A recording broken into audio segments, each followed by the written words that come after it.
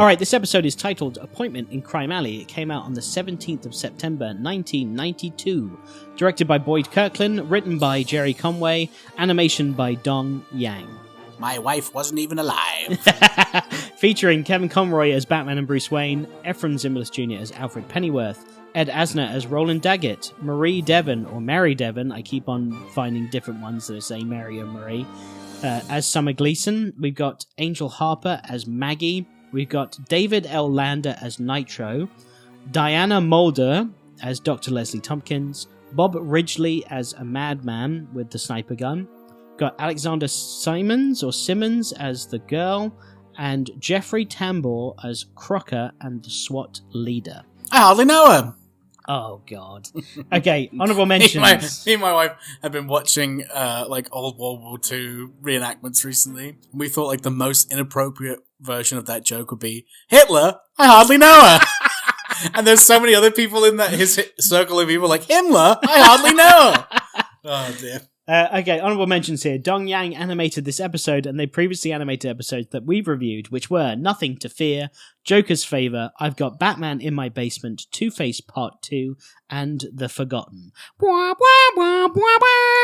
gotta work. I've gotta eat. And we've established that what I'm eating is people. We've got director Boyd Kirkland, who's credited previously on this podcast, in our Nothing to Fear review, so go back and check that out if you haven't yet already. Writer Jerry Conway wrote this episode, as well as Conway. You know who Jerry Conway is? He was also the teleplay writer for the Two-Face episode that we haven't yet to review called Second Chance, which is coming up much later, but a very good episode. But Jerry Conway is also known for writing multiple episodes of Law & Order. He wrote the first episode of Spider-Man, the animated series, Night of the Lizard. He was also, and he also wrote the story for the film Conan the Destroyer. Oh, interesting. But speaking of people that wrote films, you know why this is such a random insert? But you know that Renfield movie that just came out? With Nick Cage. Nick Cage is a vampire. Yeah. Or Dracula. Did you know that was written by Robert Kirkman? No. Yeah, I had no idea. I heard it wasn't very good. I know. Robert Kirkman was really disappointed by the way it was done. Portrayed. I was like, what? If you said in the trailer from the creator of The Walking Dead, I would have seen it. Yeah, that's true. Yeah, why didn't they do that? No idea. But Jerry Conway, going back, he's a big comic book writer. Yeah, that's why I went, oh, Jerry Conway. Didn't he create The Punisher or something crazy like that? He did. So he's contributed to the world of comics, the most famous being the Death of Gwen Stacy storyline. Right. He wrote that. Plus, he is credited for creating many characters. Here we go. I think we'd done this on Spider-Man, but we'll do this here as well. He created Mayor Hamilton Hill. So that's a character used on the show. He created Hammerhead from Marvel. He created Man-Thing from Marvel. He created the character Killer Frost, DC. He created Ben Reilly Spider-Man, which I did not know. One of my favorite Spider-Man. He created Killer Croc, Count Vertigo, who's coming up in another episode, Werewolf by Night, Tombstone, Nice. Jason Todd, and The Punisher. Yeah, I mean, not much. Not much. I mean, yeah, what's he got to brag about? How did he get this gig? Yeah, he's a fucking legend. So it was interesting to see that this was the episode that they selected Jerry Conway for, because it was a very... You would think they'd give him like a Killer Croc episode, considering he created that character, or maybe more focused on Mayor Hamilton Hill because he created that character, but they're like, no, let's give him this was kind of...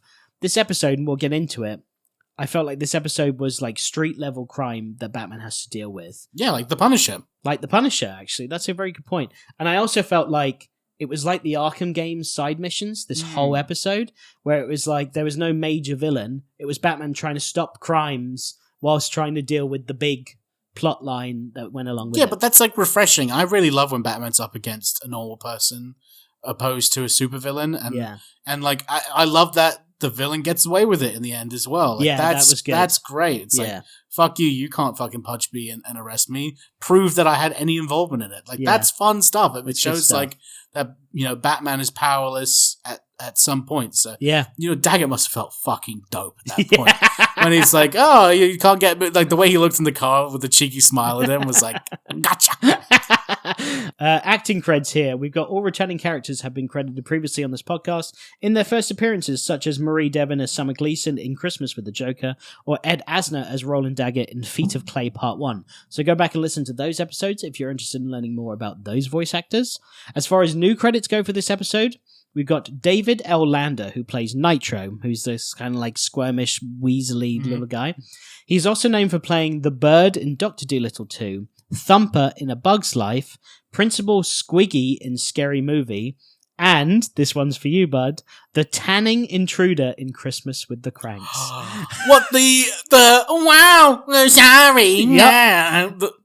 Wow, okay, that's crazy. That's Nitro. I knew you'd love that. When I saw that, I was like, oh, I can't wait to tell him. Yes, it's a terrible... Look, I know Christmas with the Cranks is a bad movie, but me and my wife enjoy it just because we enjoy the married couple having to go through Christmas. That's Right. why we like it. I'm very well aware it is not a good movie. Yeah. But, yeah, that's that. I don't know if anybody's seen this movie, but there is such a weird scene where Jamie Lee Curtis is in a tanning booth and this guy just walks in and he goes, wow, no, sorry. And it's the weirdest. It's the Nitro voice. Yeah, it's the same voice. The strangest delivery and like, oh, yeah, so that's very interesting. Yes. So, sadly, just to finish, he passed away in 2020 at the age of 73. Did you COVID? I knew you'd ask that. They're never going to say, like, COVID complications. I mean, No, COVID. but we've got Diana Mulder, who plays Dr. Leslie Thompkins. She's also known for playing Rosalind in L.A. Law and Dr. Catherine Pulaski in Star Trek Next Generation. Not much else that stood out to me for her. Her last acting cred was actually for Batman the Animated Series. She is still alive as well, and she was born in 1938. Okay, so she's 8 years younger than our grandmother, which makes her 86. 86. Yeah. But her last acting credit was for Batman the Animated Series, so she stopped doing acting after Batman. Okay, so she retired like in the late 60s, which is when you should retire. Yeah, normal. We got Robert Ridgely, who plays the Madman. He's also known for playing the Colonel in Boogie Nights, Mayor Egan in Beverly Hills Cop, the Hangman in Robin Hood Men in Tights, and also Walter Kenton in the movie Philadelphia. He also has a little cameo as Kraven the Hunter in Spider-Man and His Amazing Friends. He passed away in 1997 at the age of 65. It's sad that the standout role there for me is the Hangman from Robin Hood Men in Tights. That's why I put it in there. And finally, we've got Jeffrey Tambor, who plays Crocker and the SWAT leader. He's well known for playing George Bluth in Arrested Development. Oh, okay. As well as Tom Manning in Hellboy, Adam Shadowchild in the movie Paul, and Mayor Who in How the Grinch Stole Christmas. When I so the way my hair grows, if it gets long and I don't put any product in it, it splits down the middle. So my wife always says like, the mayor of Whoville is here. And I always go, Merry Christmas when it looks like that. All right, let's dive into my utility belt of fun facts here. This episode is based on the comic There Is No Hope in Crime Alley by Denny O'Neil. This episode came about due to the network requesting a day in the life of Batman story. Mm-hmm. So that very much wasn't it? It was like him just driving around, like I said, kind of like the Arkham games. He's just going from... I really like the intro where he's fucking pumping fucking iron and he's like doing the power squats on the bars and he looks fucking yoked, baby. I like seeing Bruce work out because it just shows like the peak level of fitness he's trying to be maintain as Batman. I love that. And the fact that he doesn't he's not listening to fucking old WWE songs of people coming out entrance music like here comes the money or Stone Cold's theme to get pumped up. He's just watching the news because that motherfucker is multitasking. Exactly. He's like, what's going on in the world? So I know what the fuck's going on so I can do my Batman shit. Get my pump on. Yeah. And then Alfred's just in the corner like, oh my. When Batman confronts Dagget and tells him, I defused the bomb at the hotel, Batman's mouth is clearly closed. I know you didn't see that, but he is just standing there, lips closed, and Kevin Conroy's talking, so that's obviously an animation error. When Batman confronts Crocker and Nitro, they are getting into a truck that has J. Olsen and Sons photography equipment at discount prices written on it. This is obviously a reference to Jimmy Olsen of the Superman comics, who was a photographer for the Daily Planet. Oh, okay. Which is a cool little cameo there. Bruce Timm has stated that this is one of the few episodes that makes him cry at the end, apparently. Oh. I mean, I thought it was a pretty poetic ending. Wimp. What a nerd. Nerd! What a fucking loser! I'm gonna give him a bird from there, bro. I'm obviously joking. That's a throwback to Big, what was it? Well, it was Schoolyard Bully Harv or something like that. And then also Mr. Freeze being like a jock as well. I'm finally cool. 4 of the apartment mailboxes that Batman passes read Bruce Timm, Eric Radomski, Haven Alexander, and Nicole Poilot. These are the producers and production assistants for the series, so nice little cameo for them there. And finally, a scene in which Batman sets the shields on the Batmobile is a nod to Tim Burton's Batman. He also uses a grappling hook to do a 90-degree sharp turn around a corner as well, much like the Batmobile in that film. You noticed that too, didn't you? When you saw the shields, you're like, oh yeah, that's a nod to Batman 89. All right, bud, what did you think of this episode? Yeah, it was all right. It was okay? Yeah, I like Dagget. Dagget's a really cool character. I thought the henchmen were a bit weak. Yeah. And I thought it was like, even Batman was getting fucking annoyed by his day. Yes. Like, when he's parked and he sees, like, the tram go by, he's like, oh, for fuck's sake. Oh, like, and he's, like, looking at the clock like, all right, I'll go fucking deal with this then. Can we not have crime in Crime Alley, please? Yeah. The animation I thought was excellent, though. Like, it was. As we pointed out, because we watched it together. Very detailed backgrounds that were being panned across. Like, I love any of those Art Deco backgrounds that were Dark Deco, as they call them. I love seeing those. So there was lots used in this episode. What do you think? Lots of good use of middle ground, foreground, and background. Like they had the rat in the foreground, the back car in the middle ground, and the back car, the bat mobile, and then obviously Gotham is the backdrop. So anytime you have those 3 layers, this is just an art thing, but anytime you have those 3 layers, it always makes the best composition possible. Yeah. Leslie Thompkins, what do you think of her as a character? Yeah. Yeah, I mean, I know that she's going to be in more episodes, and I think you've forgotten a lot of those episodes, and we'll obviously get to them, but I'm still convinced that her and Thomas Wayne were getting it on. I mean, that's a good theory. I wouldn't be surprised, but I like to think of Thomas Wayne as a bit more noble than that. Also, do you think Martha would be like... Maybe she was a part of the sex dungeon that we already established with Thomas and Martha Wayne. In Mask of the Phantasm. She was our unicorn. Oh, she was brilliant. She made both me and Martha an absolute fountain. Leslie Thompkins, am I right? There was no safe word with Leslie. It was just more. She loved doing the doctor roleplay. She loved it. Alfred got involved as well. Finger up the butt. I managed to fit 3, sir. Where do you think I got this mustache from, Sam? Oh, God. It's oh, no. I've got to prep you for surgery. Oh. My only concern is how fearless she is walking the streets of Crime Alley. I know we kind of mentioned this, but she's such an old woman with no combat training. She's like, I'm not afraid, and putting on like her little fucking bonnet. Yeah. She's like, I've lived here for years. I'm not afraid. And then she just gets kidnapped and is going to explode in a giant bomb. Like, wah, wah, way to fuck it up, Leslie. The music. We both like the music in this episode. Yes. What did you think? Great music. But only because you used to play it all the time when you first moved back to this country. And all the time I just hear like you in the shower and it going like diddle-a-doo, diddle-a-doo, diddle-a-doo. It's also like I think it brings this episode up a notch. Like it adds such a great layer to it. Like the ambiance of the whole episode with those lovely backgrounds and the music is just for this episode. We won't hear this theme ever again, and it's a really hummable theme. I think because I asked you what you thought of this episode. I was surprised at how, even though it was a kind of not a throwaway episode, but there's no major villain, there's nothing that this big happens. It's a day in the life of Batman. I get it. It was elevated for me to a point where I'm like, oh, I actually quite like it. It's not going to make my top 3, but I think it's a good episode. I think that something like The Clock King was so much better for me personally. Really? The story of a guy who like has been like so poignant about like being on time, and just someone just to say let loose, and then it becomes the worst day of his life. It's just such a better story for me personally than an old lady that's going to explode. Yeah, and a day in the life of Batman. Yeah. I thought it was funny that Dagget needed an explosion demonstration on a mini model first? Like, does he not believe that a man named Nitro knows how to blow up a whole fucking city? I thought it was really funny how he was like, okay, now I get it. Like, well, we're going to need about 6 months for the model maker to build an accurate Gotham City.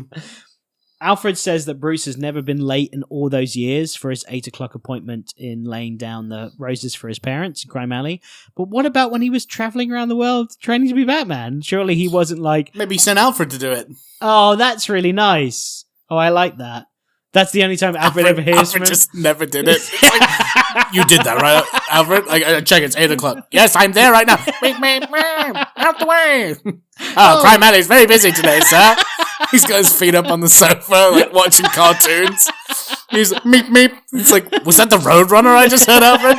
No, just a cab. A classic Crime Alley cab.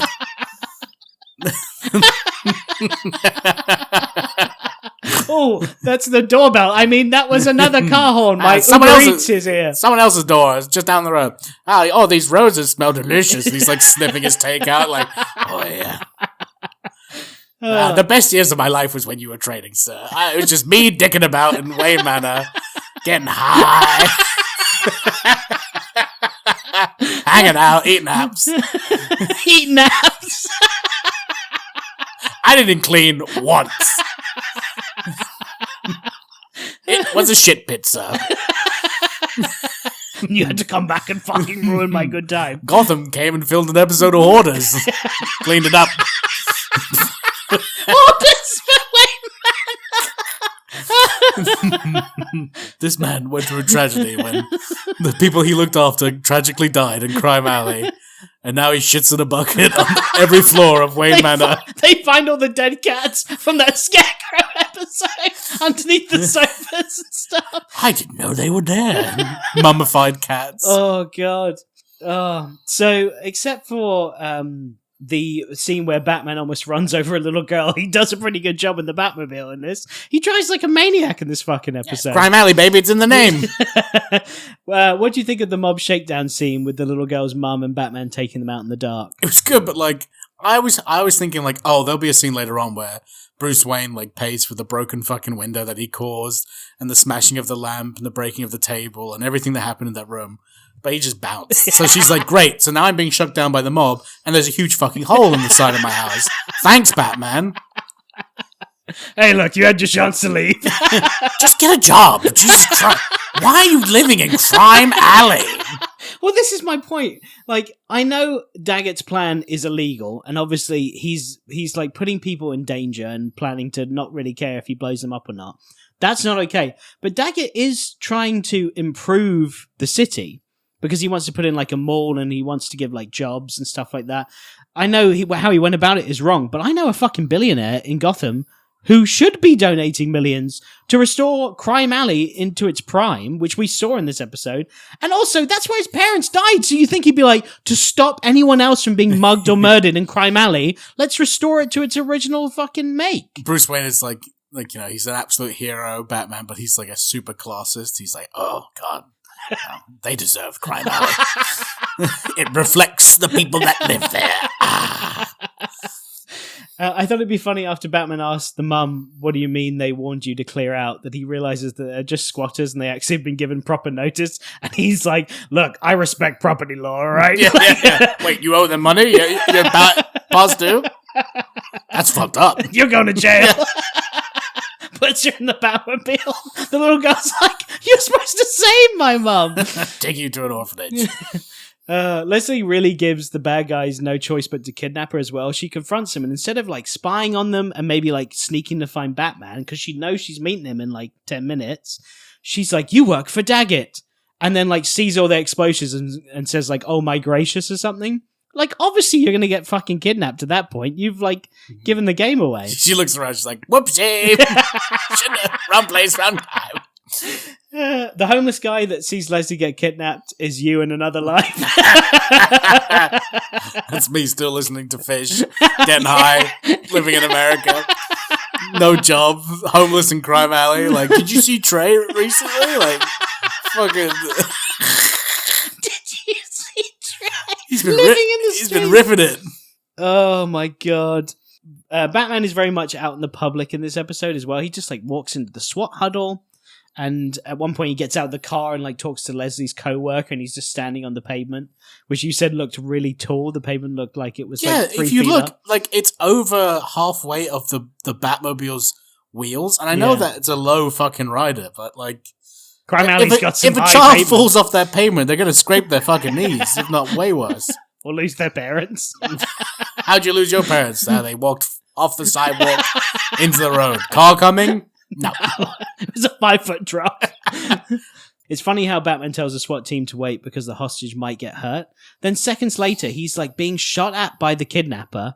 And like so much so that the platform gives way and the hostage almost falls to his death. Like, just let the SWAT team take care of it, because they could have just sharpshooted the guy and then taken him out and the hostage would have been fine. Batman micromanages every situation in this whole thing. He does, yeah. My love that Batman moment is when he's on top of the giant billboard and he's like, put the gun down. He's like in the shadows. I think that's definitely the best bit of the way he looks is really cool. Batman was like a magician.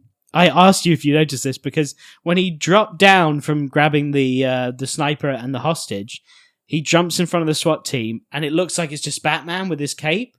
And then he opens up his cape and there's 2 people underneath. Well, he trained with Zatanna and all of them, so... I know, it'd be funny if he kept on pulling back his cape and he's just like, is this your card?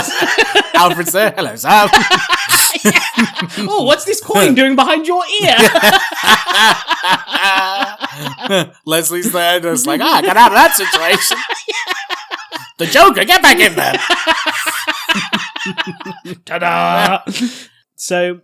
what do you think of Batman looking at the photo album, the memory like scene where you kind of understand how Leslie's connected? It's a bit ham-fisted of like showing, exactly what happened, but it was necessary exposition. I did think it was funny though, because Batman's looking through it and it's like Leslie's backstory, and he's like, "Oh, this is nice," like learning how she became such a well-acclaimed doctor and prestigious and stuff, and then suddenly it's just like family slain in the streets, young boy witnesses, and his face is kind of like, why do you put this shit in here? Like, why are you fucking triggering me? A huge part of her life. She loves Thomas, the love of her life, murdered. I did like that. And a nice picture of her hugging her true son. Oh, I mean, I did like that photograph. I thought that was really sweet, like comforting Bruce after losing his parents. Like, that makes you realize how close she is with them. She's like, oh, Bruce, go live with Alfred. Your dad's dead? I'm out. Yeah. That scene was ruined, by the way, because the homeless guy was just pushing his face up against the window and spying on So funny. Just like you're having this big nostalgia trip, and then there's just a homeless man peered up with his nose pressing against the window. Like, if it was Always Sunny, he'd be wanking as well. If he could give Batman lessons, he appeared so suddenly, you know? Batman's like, holy shit! Did you train under the League of Shadows? So that's what that feels like. I enjoyed the runaway tram scene, although I didn't know Gotham was set up like San Francisco. Didn't. That was like a Spider-Man with the train. Like, it was so... Even Batman, when he was like, oh, for fuck's sake. I was like that too. I was like, this is an unnecessary scene in this, right? Like, this is just filling out the 20 minutes. We could have padded more Dagget and more cool stuff, more Alfred. Like, a runaway... Like, do you think it's because they were like, this episode's good, but... There's no major action scene in this. We need something to entertain, like, children or something like that. So they kept on having to show, like, again, it's the day in the life, but it was just all these little crimes. And I would rather it be another hostage situation or, like, I don't know, a robbery. Yeah, a runaway make Crime Alley more like, real and visceral. Yeah. A runaway tram, and it made it like Gotham was like San Francisco as well. Yeah, it's weird. What I didn't understand, too, is why the driver was unconscious at the wheel. Yeah, I missed that as well. They never explain it. Watching it again with you, so he's so overworked in Crime Alley that he's just out. Or he's got like narcolepsy or something like that. He shouldn't be a tram driver then. Well, Crime Alley, you need him. It's hilarious that the spoilers at the back of the Batmobile turn upright so they don't get crushed. Like, I thought that was such a specific thing for the Batmobile to have. Like, Batman's like, well, I should have that in case I need to stop a runaway tram. I thought he would have like shoved the horns into it to stop it. Yeah, but I guess he doesn't want to ruin his spoilers, you know? He's just like, I'm call up Lucius and you fix it up. Yeah. It was like a battering ram, I guess. But after Batman stops the trolley, he gets out in front of the crowd in the streets and he aims his grapple gun at a street lamp, which is only like 5 foot above their heads. And, like, where's he going to go? I was watching him and I was like, it cut to him just going off screen, so you don't actually see. But I thought it'd be so funny if he just went up to the top of the street lamp and everyone in the street's like, well, I'm just going to look up now. Like, I can still see you. Look. So Batman interrogates Crocker and Nitro and discovers Dagget's plan and saves Leslie, and he makes sure that everybody that was in danger is out before the explosion happens. And I was surprised that some bombs went off. Yeah.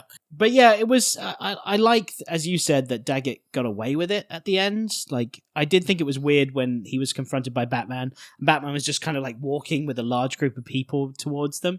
Like, again, it was weird that Batman revealed himself so much in this episode. Like, I know in the Clock King he was in daylight, which was weird. But in this one, he's just like hopping out of the Batmobile every 5 seconds. And I thought he was more of a mystery to Gotham, not just kind of like, no, he was. I'm here, ta-da. Yeah, he was full on like, I am the superhero. Of Yeah, Gotham. yeah. So it's implied Dagget gets away with it because his goons won't talk, but they sounded like they were ready to crack. Like they're like, Mr. Dagget, you told us, and he's like, take him away. And I was thinking, those guys are definitely going to be like, so here's the receipts, like here's the mini model that we blew up. They could easily be like, we will get off for this if we give up a much bigger person. But then again, they'd still have to prove it. Like it's his word against theirs, unless there's like recorded evidence of everything. Like I'm sure Dagget immediately was like, get rid of that fucking model, like get rid of like all of this stuff, like gone. Yeah. And then finally, this episode has a solid ending, I think. Batman lays down the roses with Leslie to remember his parents. And as Leslie hugs him, it cuts to the picture of her hugging a young Bruce the night he lost his parents. And I thought that was a nice little touch for the end. I guess it makes Bruce Timm cry as well. Loser. Okay, so that's the end. I'm joking there, people. I'm joking. That's the end of the episode. Does it make your top 3? No, it doesn't make top 3. I'd rather rewatch Batman in my basement, to be honest, because that's just fun. This is not really a very fun episode. No, it was a very serious kind of like. It's like Batman doing admin work in Gotham. Like, oh, for fuck, as I what said, am I dealing the with Arkham now? games, right? Where you're like, oh, I've got to fucking stop this mugger, and I've got to do this. Yeah, and like maybe if it was new information to me about like how his parents were killed, Crime Alley. Leslie, if that was all new information to me, maybe I'd be more invested in it. Right. But since I fucking know the Batman story to death, it was just like another. Yeah, I guess they were introducing this character and being like, "Hey, you don't know this character is connected to Bruce's past," but yeah, it's still not enough to make it like really good. I know there's a lot of people out there that actually really like this episode, and I think it's because it's not bad. It's a street level crime Batman episode, and it's kind of it's more focused on Batman and obviously the loss of his parents, but. Man, I missed like a criminal. I missed like a supervillain. That's what I missed in this. I wanted a supervillain. Yeah, but then there's other episodes like the 2 mob bosses when like his brother lost his leg and all that stuff. Yeah. Like that's fantastic stuff without a supervillain. Like I love that type of stuff. That's just a really well told story. Maybe you needed more because I just don't think it's a very good story. Dagget's not really mafia, is he? He's a corrupt businessman. He's not Thorn. Like, if it was Thorn maybe doing this and it was, like, more connected with the mob, that could have made it cooler. But, yeah, it's not a bad episode. The stakes felt very low. Yeah. All right, our next episode that we're going to review is Mad as a Hatter, which is the first appearance of Mad Hatter. Speaking of supervillains, he's definitely one that I would call a supervillain for sure. Mm-hmm. And I'm quite looking forward to seeing it again because I haven't seen it in a very long time. One of my favorite Batman the Animated Series episodes is a Mad Hatter episode where he is tricking Bruce in his sleep. It's just one of the best. Yeah, it's really good. Perchance to Dream. Yeah. I've just seen Bud on our Instagram because I've done this new kind of game where I've taken the titles of the episodes away and it's guess the name of the episode from the title card. The first one is Appointment in Crime Alley, and I removed the title, and someone has just commented saying Appointment in Crime Alley is one of my favorite episodes, great music too. And again, like I said to you, this episode is kind of like a sleeper hit, I think, for a lot of people. And we enjoyed it. It's not one of our favorites, and that doesn't mean that it takes away from, what other people think of it. Of course. Look, I always say, my tastes are not law. Like, if you enjoy something, that's great. Like, art is completely subjective. So yeah. If it's one of your favorite Batman animated series, that's fine. We liked I Got Batman in My Basement. Yeah. So if you like the Star Wars sequel saga as your favorite Star Wars, that's fine. You're wrong. No, you're not wrong about Crime Alley. Like, I get it. It's a very different episode for this show. And I think that resonates with a lot of people. I know there's other listeners. I think one of our listeners, Rob Ailing, really likes it and was looking forward to our review. So, Rob, if you're listening, sorry if we let you down, bud. But we enjoyed it. Just not one of the ones that we were like, wow, that was really good. I could definitely watch that again.